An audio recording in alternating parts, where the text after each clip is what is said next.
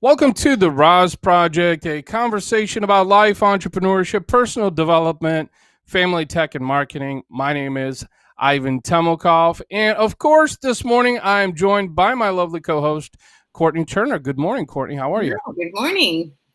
So, if this is your first time tuning in, this is where you will gather 100% real, raw, and unfiltered life changing advice to help you level up in every aspect of your life and business and help you reach your goals and dreams. So, this past Friday was your birthday.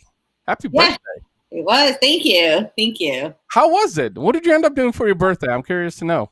Um, I've been celebrating like all weekend pretty much. So because we can't go anywhere, Mm-hmm. it's locked down here. So a friend of mine suggested we go over to Palos Verdes and go to Trump's golf course. Mm-hmm.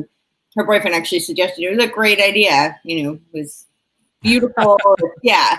Um, and yeah, so we had like a little picnic and some wine. And then what did I do that night? A friend of mine was like telling me that there is a restaurant that was practicing civil disobedience that's about an hour and a half drive. Mm-hmm. So I rallied a bunch of people together and we went very far to go have some very mediocre pizza. But we sat inside of a restaurant. It was awesome. Yeah. Mediocre pizza. What was it? Yeah. Mediocre? Well, I'm from New York, so I'm kind of a pizza snob. So, Oh. yeah. I by California standards, it's probably pretty good. I'm just, you can't really compete with New York pizza. So, yeah. Yeah. So, but it really wasn't about that. It was just like amazing to be able to actually sit inside a restaurant and like, Mm-hmm. with my friends. And so we did that. And then, what did I do? Saturday I had a couple of they weren't birthday related, but people happened to be having some like gatherings actually in the home, which was also really exciting. And then yesterday a group of friends did a picnic closer to here, like on the beach. It was a really nice weekend, like warm and like a flash of summer. And then, So yeah. I'm definitely jealous actually because you're in Santa Monica and it's what, like 70s, 80s out by you It's guys? been like in the 80s this weekend. So like, Oh my God. yeah. Like So, yeah. it's been, the Midwest has been so unpredictable over the last probably 3 weeks because snow has been like, kind of circulating around like the Michigan area. And like we've gotten like, a little bit of flurries here and there. And I'm just like, either snow or don't, because it literally went from like 50 degrees down to like 25 degrees, like Sure. in 24 hours. And like people are getting sick, because the barometric pressure change. And in fact, it's actually kind of one of the reasons I'm bringing up temperatures is that this past weekend, my wife was like, you know what, one of these days we're going to get away from this cold. And I'm like, oh shit, that means we're moving. So I was like, which if you ask me, I mean, as a kid, I grew up in Russian like winters, and I love the snow, especially around the holidays. Like it would have been nice to have a Christmas with Sure. white snow, white Christmas, as they Yeah. say. But like now, like in the January and February, I'm like, I don't know if I'm feeling it more. It's just like, and it'd be nice to live somewhere where it's like what the average temperature out by you is like what 70s year round. Yeah. It's like 78 and sunny pretty much most days. It's, Yeah, I would say, honestly, I actually kind of miss the seasons. Like I've been thinking a lot about this. I think, really. yeah, I actually really do. I miss seasons. I miss like that change in the air. I miss the leaves, and here it's not very green. So like in the spring and summer, it's not super, you don't have Right. that whole greenery, and then the winter and the fall, you don't get that whole foliage, just because Oh. of the plants that are here, and Mm-hmm. you get a little bit of it. But even with the temperature change, we do get winter, but it's the variance is so small. Right. But I feel like, now if I were to be exposed to real winter again, I might change my mind. But I kind of I miss like real fashion, like actually getting dressed, and Sure. I think it affects your circadian rhythm, because there's something strange that happens with your perception of time when you don't have that cycle. Mm-hmm. Like seasons are very cyclical, and human beings are we're cyclical beings, like especially women, obviously. So Sure. I think our circadian rhythms are very much affected by. I think all people are, but I think I think probably even more so for women. Just so that change in the seasons, it I think it affects like your sleep, your energy, and just that cyclical process. So I kind of miss. Yeah. I don't know. That's a really good point. And when you mentioned the change of seasons and missing it, is just that I think from a fashion standpoint, absolutely, because you get Yeah. to wear longer clothing, and let's face it, like you said, the change in seasons, especially in autumn when leaf Well, change. like a tank top is not fashion. Like it's it's just not. Like there's a Right. winter clothing. Like I'm from New York. I grew up right outside New York City, and it was in New Hmm. Jersey. But I'm very used to like very high fashion. You like Right. fall is all about like the boots and the leather coats and the sweaters and just there. It's an outfit. You put it together. Here it's like Right. shorts and a tank top and Call that California fashion, right? yeah, exactly. um, yeah. So so first of all, I'm glad to hear they got to do something fun, on your birthday. I know with the lockdowns and stuff, it's still been really tough, to It's go anywhere really and do been anything. really hard. It's been really isolating. Hmm. And it's been, life is really depressing. There's just, you can't, Yeah. and it's been really sad. A lot of, businesses just aren't surviving this. So, Yeah, in fact, yesterday I think I shared the story with you before. We had go live that I got called up into a local gym to do a workout session yesterday, yeah. and it's an ex NFL player who I believe he got injured and then took some time to recoup, and then he started on his own gym. But so I'm GPSing right to the location to get there, and I get there, I look at the address, I'm like, there's no sign there. It's like this brick building with like all blacked out windows on the front, but Right. there's no sign on there. I'm like, am I at the right spot? So I circled the building a couple of times just to Right. make sure I was in the right spot. But then I get there, and it's like these kind of like flap swinging door basically that you go through, like really rugged, like brick style. There's like Oh, some wow. apparel on the front. So like walk in, and like the music is thumping, you can hear it, and like there's people working out in there. But like that really reminded me about local business, and how the importance of local business and being the backbone, of the US economy. And like, Yeah. granted, it was only like $35 for an hour to work out, but I'm like, you know what? I paid It's actually 25. not that cheap. But, Well, right, but you're getting a one-on-one, oh, it's okay. personalized Oh, wow. So for workout. one it is. Yeah. Yeah, so it's like one-on-one, and I was thinking about it, and like you were saying, it's been tough on small businesses, right? Like it got me thinking. I'm like, you know what? I'd rather pay $35 because my monthly membership at Planet Fitness is like $25 or something, which Right. is great. But I don't get that one-on-one time. I don't get that convo. I don't get that Sure. interaction. I don't get that shoot the shit and like Yeah. personalized workout. It's not really an experience. And There's a gym in New Jersey, and mhm. he refused to close, and they fined him $15,000 a day, and yeah, for staying Wow. open, and he was very busy, obviously, like people, and to me it makes no sense at all. Like if all of this is because there's a virus, right? Yeah. What would be the best thing to do for a virus would be to improve your health, right? You would think that that's what you would do. Like we have an immune system for a reason. Right. Um, Right. that's why human beings have survived this long, So Right. you would think you would do whatever you can to boost your immunity, and we know that exercise is one of the ways to do that. And so, Yeah. and we also know social interaction is another way to do that. And what does the gym offer? It offers both. So people were coming in droves because it was, the only gym open, and they were fining him $15,000 a day. And now, and he didn't pay it. And now they've seized his assets. They've taken money out of his bank account. Yep.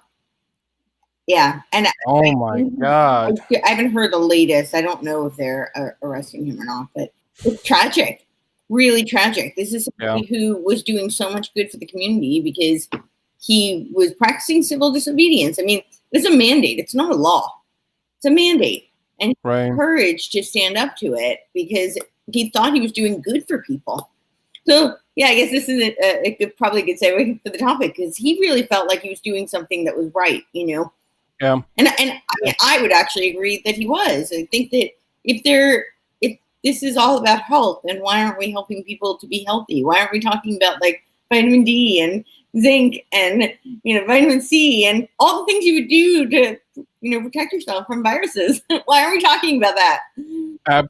No, you make a very valid point. And actually, since you talked about New Jersey, because I live in the state of Missouri, Yeah. and even though, you know, gyms closed last year, when like the, you know, COVID really hit, Yeah. like it was like, what, 4 months or something, the gyms were closed. But then I think there was a variance from state to state on how they operated. Like even now, I know when I go to the gym, there's a sign that says, you know, mask required for entry. Okay, so you go in, wear a mask, right? But even then, when you go in and work out, it's at your own discretion. So like, I think from state to state, he has varied. Yes, You know, of course it has, and that it should. I mean, that's how this country is founded. It's a, you know, federalism. Absolutely, it should.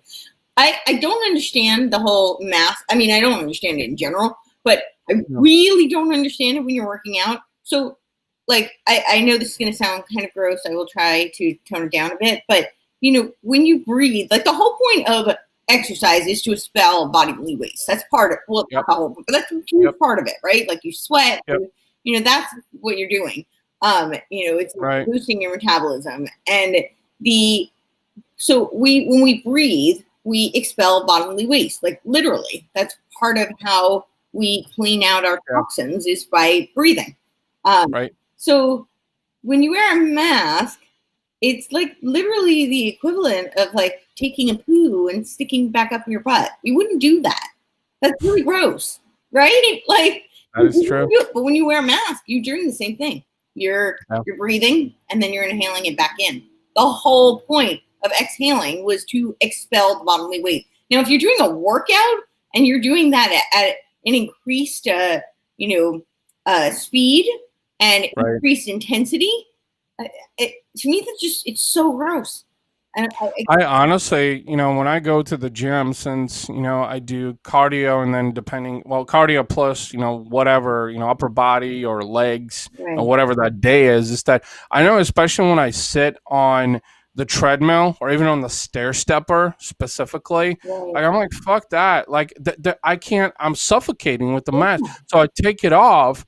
But what they did in the gym in Planet Fitness where I work out usually is just that they actually separated the equipment. So like it'll be like every other piece of equipment basically. So like every other bike. And I'm like sitting here thinking, the more I thought about this, I was like, okay, well, if COVID does really exist, and I think it does because there is a virus, but to be able to, like, you cannot mitigate something that's airborne by social distancing every other piece of equipment because it's airborne if it's in the air, right? So like whether you're sitting, it's not airborne, but if it was in the beginning, they were saying it was, right. Well, that's what I'm saying is that's really where that mentality came from, you know, which is really what I wanted to talk about today. Is this the topic is psychology, right? It is the psychology of things and why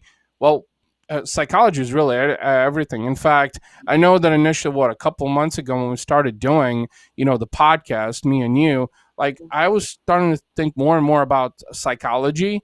And then I realized I'm like, okay, so if you go to school to get a psychology degree, right, you come out and it's very hard to find a good job because psychology is just not appreciated.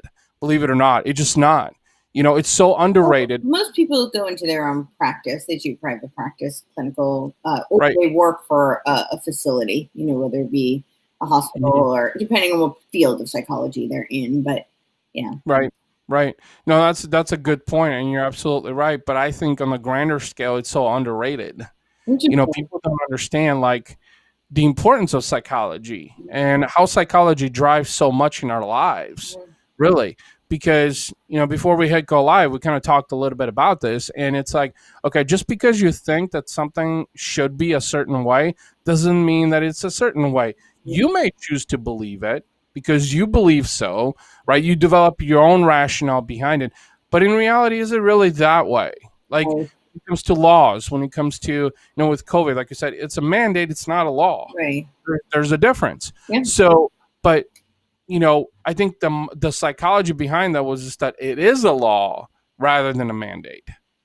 So, like, that's a good example of, like, I love to hear your thoughts on that. Is how do you debunk myths in psychology, and how do you know? Since I know you have a past of psychology and you're a huge fan of that, like, I'm always curious in hearing about, you know, like, how do you debunk myths like that? Because I think too many people think that they're self-righteous, especially on social media nowadays. Wait, myths like what? I think I missed what you're. So myths from a psychology standpoint, myths as in, um, you develop your own belief in something, and you feel strongly about that, Mhm. right? But in reality, that's your belief, but that's not how things are in actuality. Mhm. So the way you think about it, the way you approach it, Mhm. you develop a belief, because everybody has their own beliefs. We know that, right? Yeah. And people arrive at those beliefs for a lot of different reasons, but psychology is a huge part of that.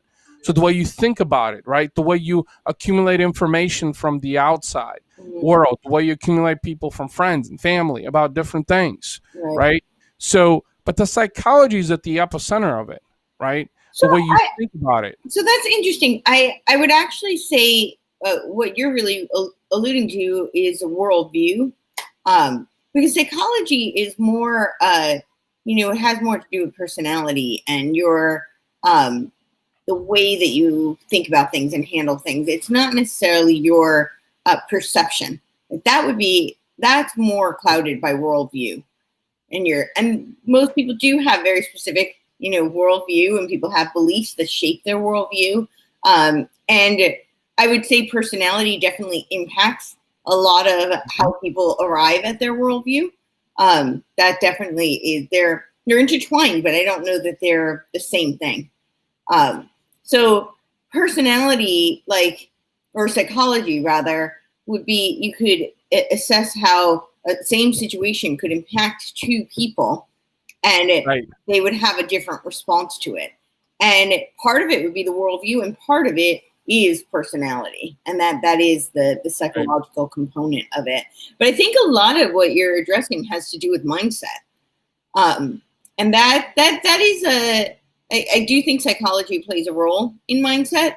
Like somebody who has a tendency to be more optimistic, or somebody who has a tendency to be more Right. extroverted, will handle something and have a different mindset around it than somebody who is negative and introverted. Their Yeah. the reaction to things are going to be different, but it is a combination of the two. So when I'm dealing with someone who has and then you also have like psychoses and actual pathology that comes into play. So when you're talking Hmm. about like what is somebody's perception of something versus what is actually real, somebody who is paranoid or schizophrenic may have a very very far removed from reality perception of a situation, or something, and that you're dealing with pathology. So it's going to be really Yeah. difficult, and that would actually require some clinical, professional Right. attention. Whereas somebody who might just be coming at something from more of a negative kind of worldview, let's just say for example, and there's elements of what they think is real, but then the only thing you can do is provide evidence and provide your perspective. And social media is a really good example of this, because I feel like I get into these conversations with people all the time. So, like, we have all these fact checkers right now, which is Right. absolutely asinine, because you can't fact check an opinion. And most of what is on social media is opinions. Yeah. Like, I can say that the grass is red, and I would probably be wrong, but I could be joking. I could be Maybe it's just Right. my perception of it. Maybe I'm looking at it through like glasses that have red rose tint. You know, maybe I'm just making a joke. You know, you can't fact check it. So Right. all somebody else could do though is they could provide counter evidence. They could say, "Here's a picture. Look at the screen grass." You know, Right. or they could right, or they could give me logical deduction. They could say like, "Bernie, look at some other things that are green. Doesn't the graph look like that?" And they could provide a logical, cogent argument for why I might be wrong. But that's all that you can really do when you're dealing with somebody's perception or opinion.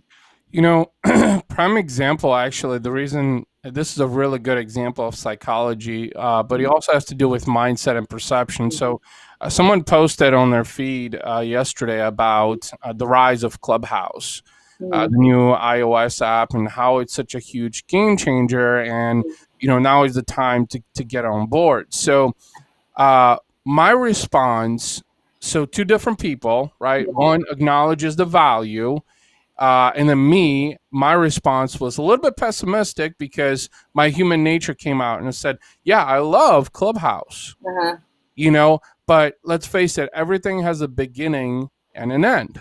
So if we look at the social media is, GeoCities, one of the earlier, social networks, came in and left. AOL chat I came don't in know. and Wow, left. that's MySpace, like a yeah. very short-lived. Yeah. Okay.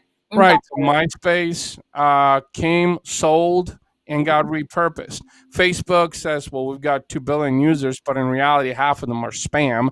They're just so unwilling to acknowledge it because they're boosting their numbers. And so what I was saying is basically I started off as a bit of a pessimistic, bit of a negative response, but I was actually acknowledging Clubhouse because I am on it. And then the question was like, well, are you all in on it? And I was like, well, I choose to live my life the way I want to, so I'm not going to get hung up on an app. I never have, even though I'm an avid digital user. But Right. like that was a prime example of how, from a psychology standpoint and mindset and perception, Uh-huh. one thing impacts two people in a different way.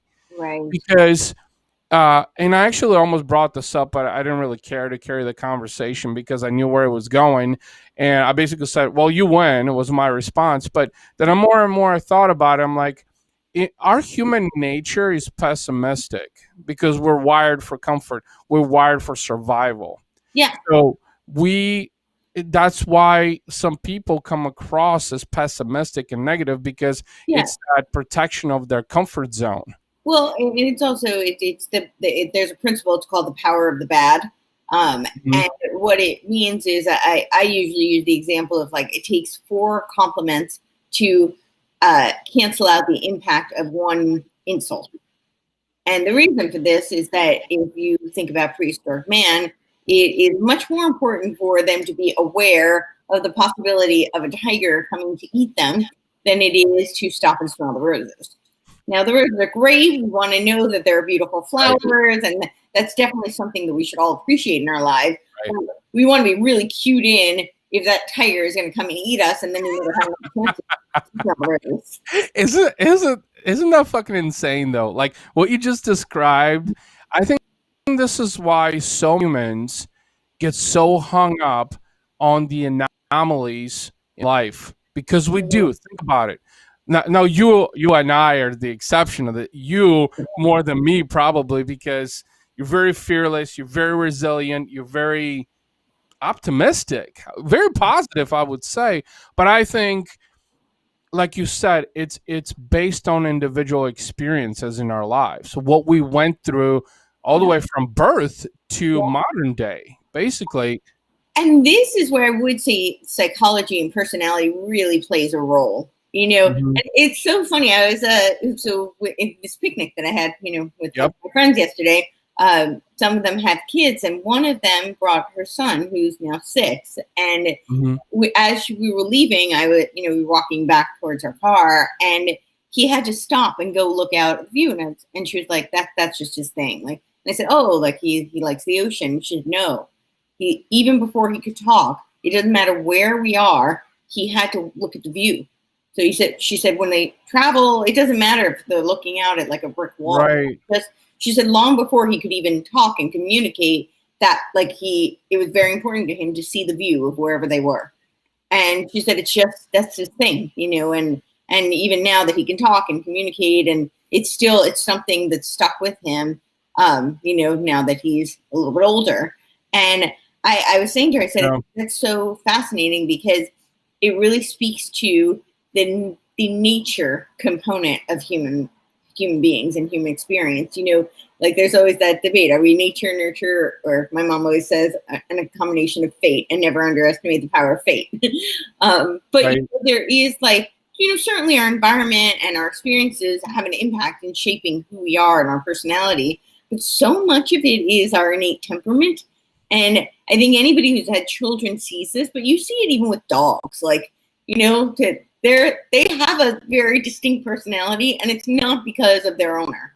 They may take on characteristics of their owner, but and you see this with children. This is why you can have twins and two have very, very different personalities. They grew up in the exact same environment, same contact, same parents, same situations that they've experienced, and very similar, genetic, but they have different personalities. And so, as you were describing of how the 6-year-old wanted to get acclimated with the view, I think that's the fear of the unknown, believe it or not. And honestly, the reason I wanted to discuss psychology today is because it has to do with entrepreneurship. It has to do with social media. It has to do with everything. And in fact, I think one thing that I wanted to relate it more to specifically to some of these things, but the fear of the unknown is our human nature. And in fact, I've been becoming, especially in 2020, a bigger fan about psychology because I've started to understand of how much it actually impacts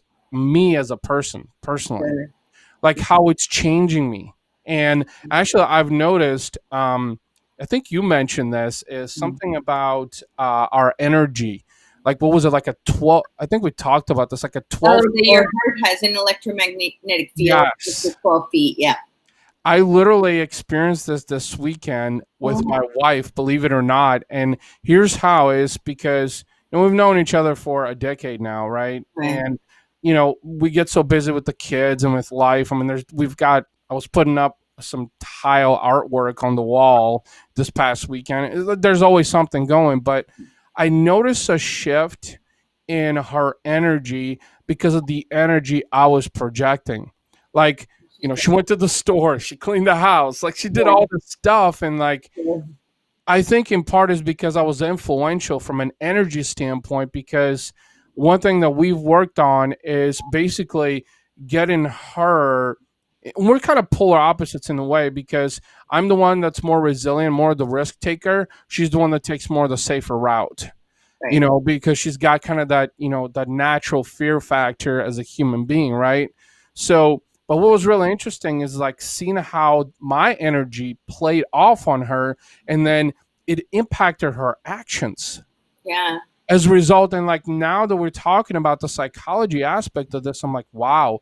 And this actually, whether you have a significant other, you're married, or just with friends, I think is true because of the electromagnetic field, I think that you said that you project, and this is why we surround ourselves with like-minded people. I think for those reasons is because we resonate, and our energy attracts and or complements each other, I should say. Also attracts but also complements each other as well. So I think in social media, honestly, because I've heard people say, oh, Facebook is doing this and that. I'm like, sure, there's a lot of censorship stuff going on with Facebook. I get it. But at the end of the day, it's like, there's always an opportunity there, right? There's always an opportunity. I think too many people get hung up on like, well, the mediocre things that are happening, or the materialistic things, or what somebody said, most importantly. I think most people get hung up on what other people are saying rather than, like you said, it's a bit asinine about the fact checkers, because you can't fact check an opinion. You can. Like it's an opinion. Exactly. And 99% of the time, like people are fact checking an opinion. It's like, and even then, like if you get a credible source, what makes it credible, right?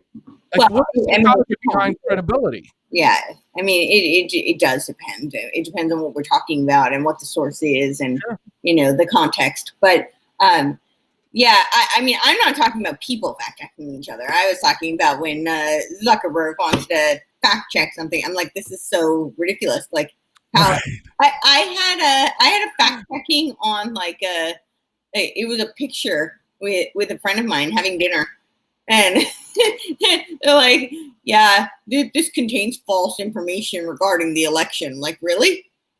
And I think it's because her screen name has America in it.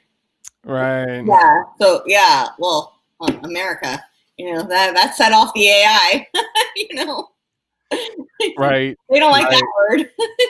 Oh, right. No, that's Uh, I think on the political side, yeah, there's a lot of that specifically, but I think principally, really, just fact checking anything, it's kind of like it goes back to. well, they're tied. I mean, Mhm. you can't. It's like one of my pet peeves is when people say we need to be intellectually honest. I'm like, really? So is intellectually honest like different than being honest in general? So do you suddenly step into a conversation that is of more intellectual in nature, and now I have to decide whether I'm going to be truthful because Right. I'm having an intellectual conversation? To me, it's like it's an asinine statement. Like, you're either honest or not. You either have integrity or you don't. Like, why should it change if the conversation is more intellectual? Like, I, yeah. it is rhetorical, you're right, and I think figure of speech really plays into that, honestly, because when you say, intellectually intelligent, right? Like, well, I'm sorry, intellectually honest is what Yeah. you said. Yeah. Intellectually honest. And it's like, what's the difference between being, honesty and intellectual honesty? Yeah. Like, it's the same fucking thing. It really is. And I think that's where people get so hung up on the choice of wording and figure of speech because if you ask me, like, whether it's social media or life or business, is that I'm just honest. In fact, this past weekend, I've been thinking more and more about the core values of my business. And, discipline is one of those, integrity, honesty, Yeah. is there because guess what? Honesty can be a double edged sword because people think that sometimes they're doing the honest thing when they really aren't. Like, honesty is like, just being honest, literally about the situation. Like, don't ship shape it, don't twist it. Like, be honest about, for example, if you have to be accountable about something, right? Well, take accountability because you already know from an intuition. You should know from an intuition standpoint if you have to be accountable about something or if you did something wrong and admit it. Now that's being honest about it, And I think that's where things really get gray because whether it's on social media, and I see a lot of people on social media that are, driving their followings because of political statements or sharing stuff out that their audience wants to hear, right? I'm just like, and that's why I post stuff like, okay, like you don't need a mass following for people to believe in you or to influence them. In fact, you need to believe in yourself is what you need to do. Right. Literally, because at the end of the day, are you satisfying other people? Or are you satisfying yourself? Right. And I think too many people are like, oh, I need to satisfy the rest of the world and I need to appeal to them because I'm going to be more likable and more accepted. And, people are going to have a different purview, of me. Like, here's a prime example. I was talking with my father earlier today. And he's got a subcontractor with his business, and this is the year that they do audits because in the trade business that they're in, he's got a subcontractor that's been working in for years, and it's just yearly they do audits, right? So they look at workman's comp. And my dad's like, well, can you reach out to our insurance company and see what it would cost for a 1099 person to have workman's comp? And I'm like, why? And then he starts explaining me about like this ridiculous mentality that the guy and his wife were talking about, like how, well, someone said that they don't need workman's comp in this industry. I'm like, who said that? Do they work in this industry? And the media was like, oh, well, we don't need workman's comp in the trade business. I'm like, the fuck you do? Who told you that you don't? Right. It's a liability. It's actually to protect you. It's right there. It's to protect you. But that's a prime example of misinformation, lack of education, and making assumptions. So this is why, in part, I wanted to talk about psychology is because I think there is a lot of misinformation. There is a lot of education. And people develop their own. There's a lot of misinformation, and right now there's a lot of disinformation as well. Yeah. Exactly. Whether we're talking about politics and Mhm. and everything that happened with the election, or what's about to happen, right? Because we're stepping into a new era, and I think there's just a lot of that miseducation, no education, development of your own beliefs, because I think that's reality, and we've talked about this. Is people Sure. have their own beliefs, and Yeah. your reality is your beliefs, basically, right? So Yeah. what you believe in, but from a psychology standpoint, is this, you know, how do you arrive to those beliefs? And do you choose to arrive to those beliefs because you want to believe those things? Right. Right. Right. I think that's where things really get twisted, is because, and I know there's exceptions, like, like with laws and things like that. But in social media, there's a lot of opinions, period. Yeah. There is. Like, literally, I scroll through my feed and I'm like, okay, like, who posted this? Or someone's pissed off or someone's venting. And it's like, oh, well, you're doing the same thing. So you're being passive. Oh, so I'm passive when I'm venting, but you're not being passive when you're venting. That's being a hypocrite, basically. Right. But I mean, that's social media is supposed to be. It's supposed to be like a town square where people can just Right. communicate, and you like what somebody has to say, you can respond. You Right. don't like it, you can scroll along, or you can say, hey, this is my thoughts on that. That's what it's supposed to be. The whole Right. point.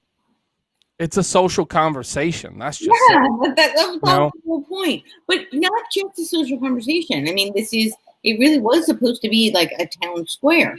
Mhm. It's a public forum where people can exchange ideas and thoughts and opinions. Absolutely. So, And I think obviously a lot of that is happening. You're absolutely right. It's a town hall type of meeting where people are sharing information. But I think at the end of the day, it's like the accuracy of the information, the source of the information, the truth, behind things. And I think that's what has really sparked, the height of social media, because whether it's for personal use or for business use. And I actually had someone else on the Overdrive episode of the RAS project that we talked about personal versus business branding. And, we talked about the importance that, from a business standpoint, like, it's an extension of who you are mhm. as a person. So, like, I guess in a sense, from a psychology standpoint, Mhm. the way you develop your character and personality, Right. and who you want to attract, is going to impact your personal brand and your business also. I mean, that's why we do business with people we like and trust, because we like them, we Right. trust them, We trust them. Yeah. right? I mean, is At there least going you to be should. You what's that? should. At least you should. You should do business with people who you trust. You must, because why? I mean, would you want to do business with someone that you don't like and you can't trust, Yeah. especially if you can't trust someone? That gets very problematic in business. Yeah. Right. So, like, but I think the psychology is at the epicenter of everything we just talked about. It's like, how do you arrive and how do you choose to arrive at those conclusions, those beliefs? What you choose to perceive, what do you choose to acknowledge, Right. what you choose to reject Yeah. also. Because I will tell you this, the psychology about this is there's, so yesterday I was pulling the curtain in the bedroom, and I happened. So there's two curtains. I pulled the left one, and then I pulled the right one also, but the right one got pulled halfway, and so I started to walk away, and then I stopped myself, and I thought, Ivan, how you do one thing is how you do everything. Like, that's what came to mind, literally. So then I turned around and I fixed the curtain because it got snagged up, Right. basically, and it wouldn't pull all the way. But that's a prime example because, like, you hear people that make their beds every morning, right? It's like, how you do one thing is how you do everything. Right. I'm gonna be honest with you. I struggle to make my bed every morning, but then as I get older, I start to realize, like, Ivan, it's the little things that help you improve as a person and as a human being. And that really has, a chain effect into everything in life and in business. And the psychology behind that is just that if you half-ass something, you're going to half-ass a lot of things, you Right. know? So, not to say that I'm perfect, because I'm not, and I don't want to be perfect, because that's another thing that I've been seeing on social media, and people have been reminding me this, is that perfection is the illusion of insecurity or something along those lines. So like a lot of people that aspire to be perfect in everything they do are actually the most insecure Sure, because they sure. use it as a cloak basically to kind of protect themselves because we're not perfect as human beings. In Right. fact, God made us imperfect because he's allowing us to work on ourselves every day. Mm-hmm. But people don't acknowledge that because I think in part we live in such a materialistic society Right. that when you make a mistake, right? How many, and you said this actually, is for every one positive thing, it Yeah. takes So, so for every negative, you need four compliments to cancel it out.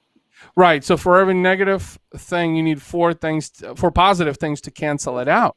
Like that's ludicrous.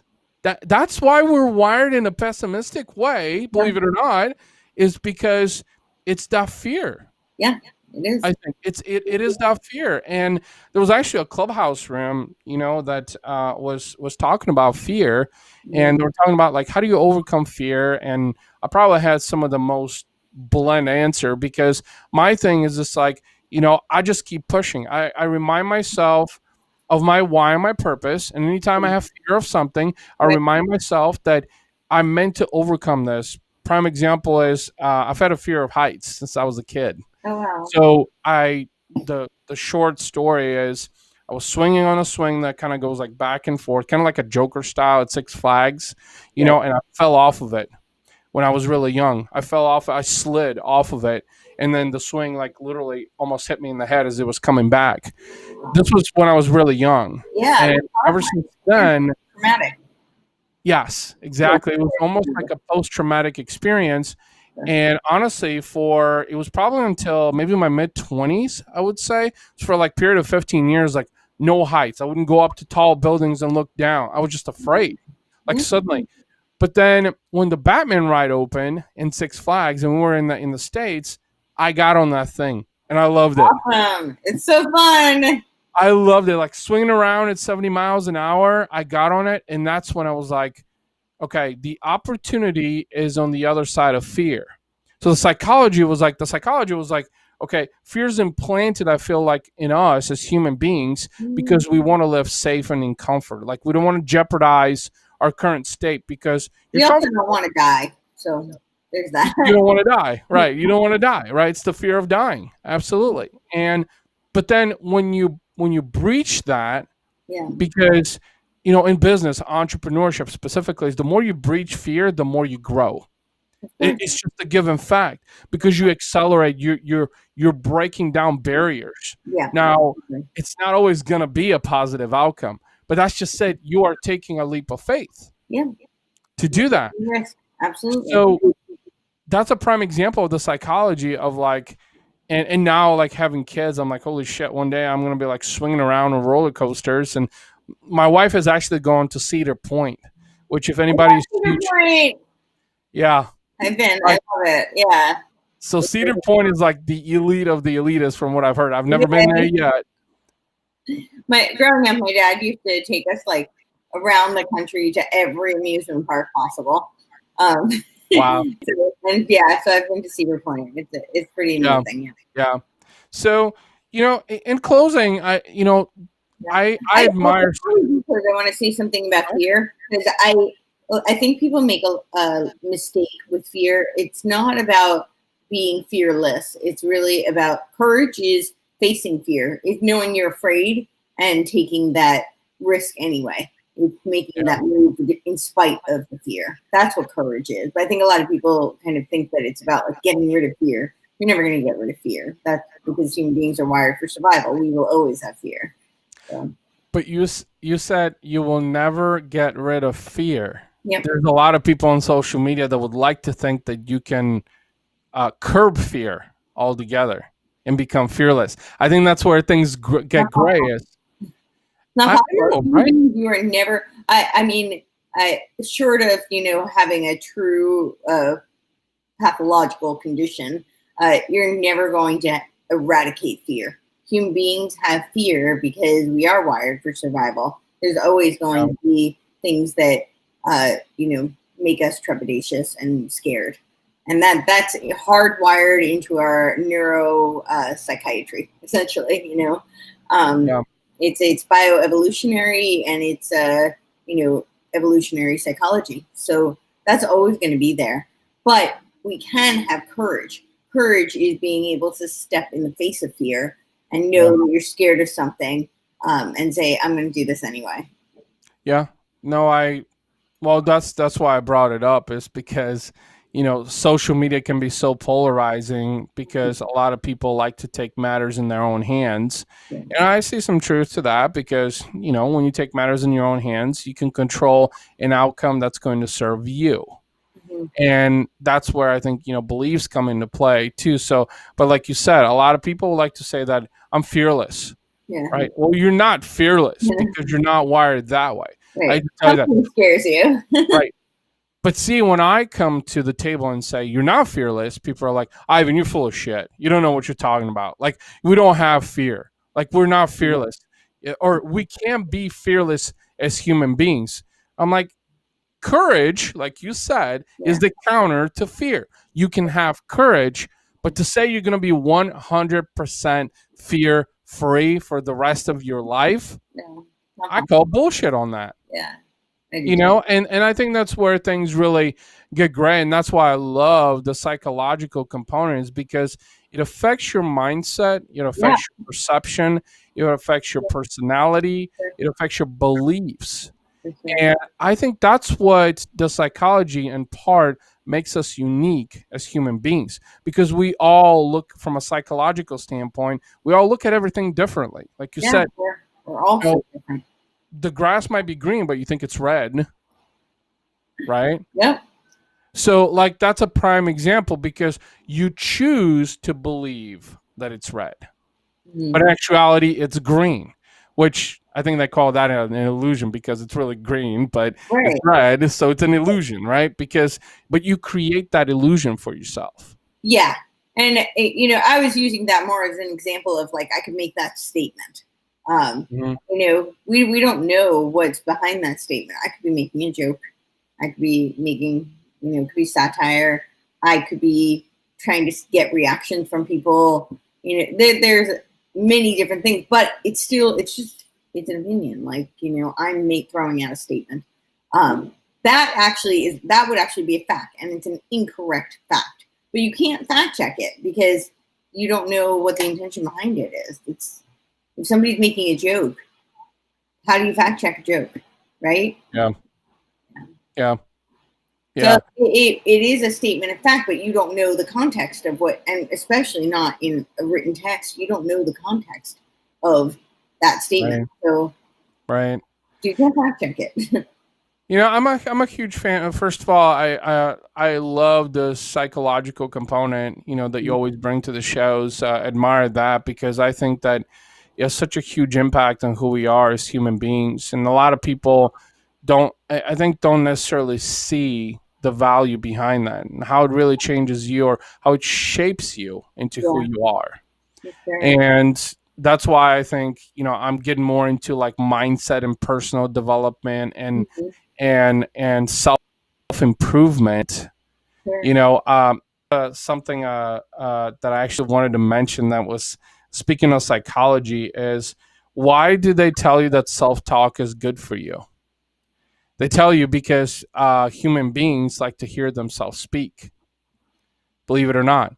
But if you self-talk, because self-talk is about affirmations, it's about, validation, but to yourself in an essence, right?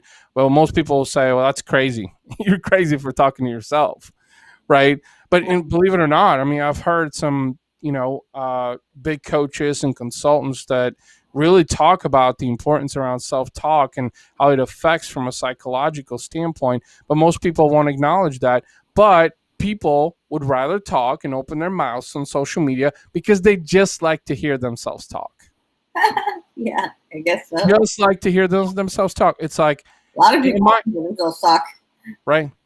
I don't really want to hear them, but a lot of people want to hear themselves talk.